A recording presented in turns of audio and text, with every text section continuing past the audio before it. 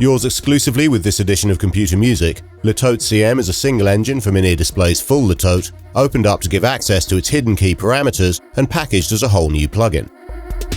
It's just the thing for generating intriguing textures, weird scapes and glitchy sound beds from any source signal, with an intuitive interface and workflow that encourages experimentation.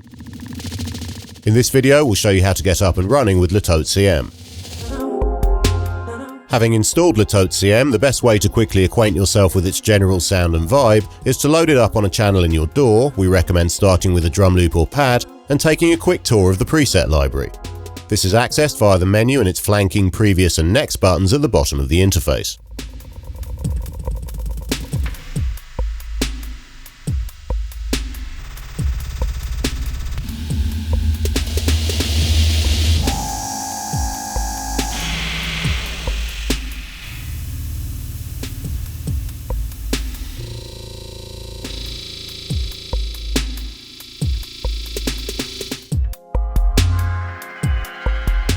Litote CM's interface is divided into three sections: Grains, Timbre and Global. Grains is where the bass granulator settings are made and randomly offset.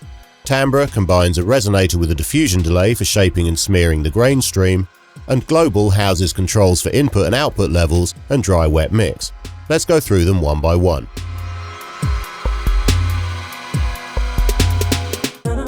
We'll begin in the Global section as it marks the start and end of the signal flow. The input and output knobs simply set the pre- and post-processing volume levels,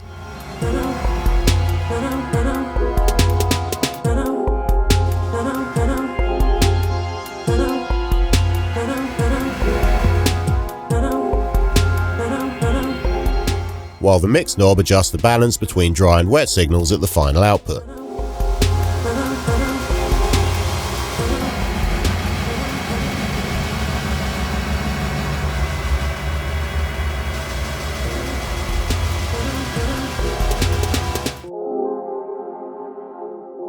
Upon arrival at Litote CM's input, the source signal is sliced up into grains, i.e. discrete chunks of audio, within a fixed length buffer that loops constantly, overwriting itself with each cycle.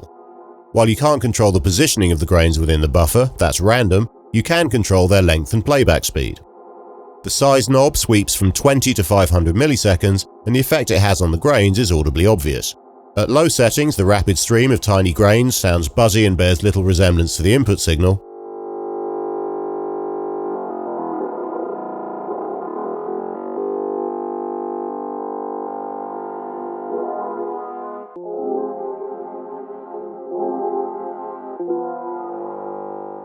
And as the size is raised, the grains lengthen, allowing more of the source sound to come through, and with the enveloped transition points between them becoming increasingly spaced out.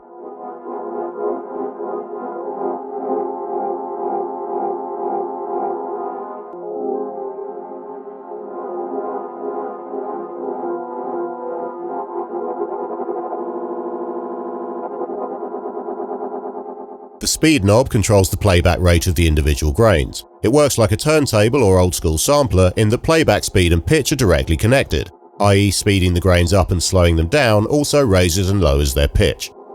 The parameter ranges from half to double the original speed.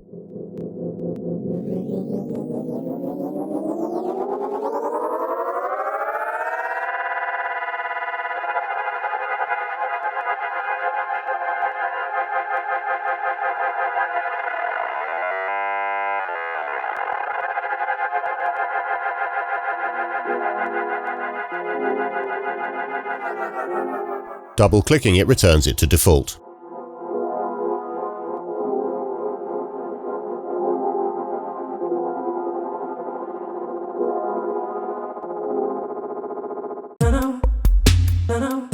With the bass size and speed settings established, it's time to dial in some chaos with the three jitter controls.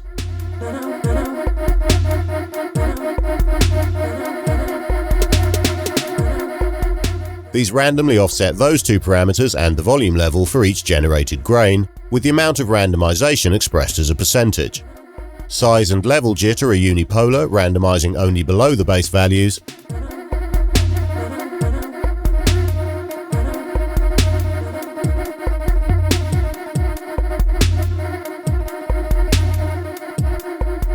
while speed jitter is bipolar, randomizing in both directions around the speed knob position.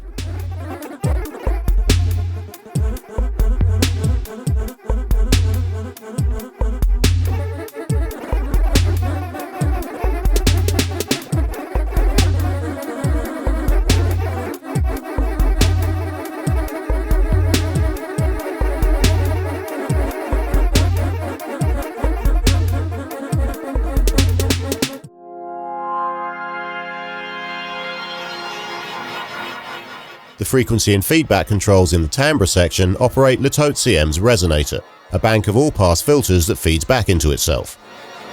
Crank up the feedback dial to emphasize the filter phase shift frequencies and bring out the resonance. Then sweep them up and down with the frequency knob.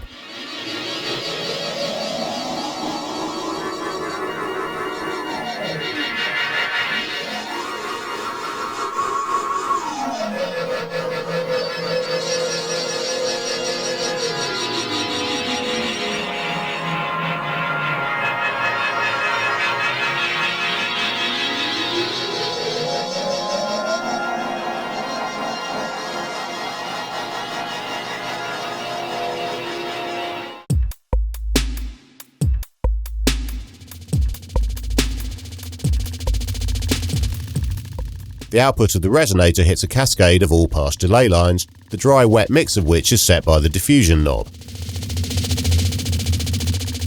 Fully anti-clockwise, the delays have no effect, but as diffusion is raised, the spiky sound of the granulator is increasingly smeared and smoothed.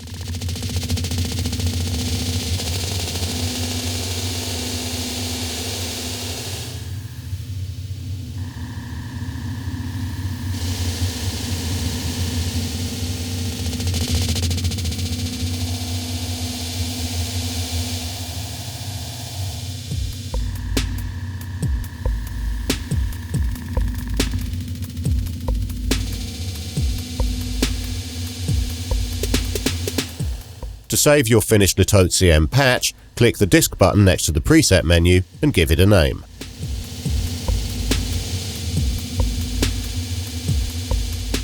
To generate a completely random patch, hit the randomize button at the top center.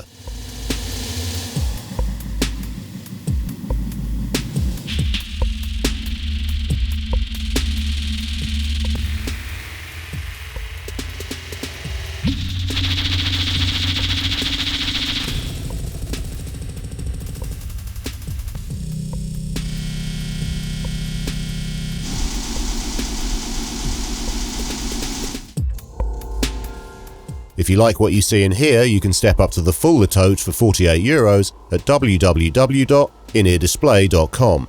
Be sure to check out their other plugins while you're there.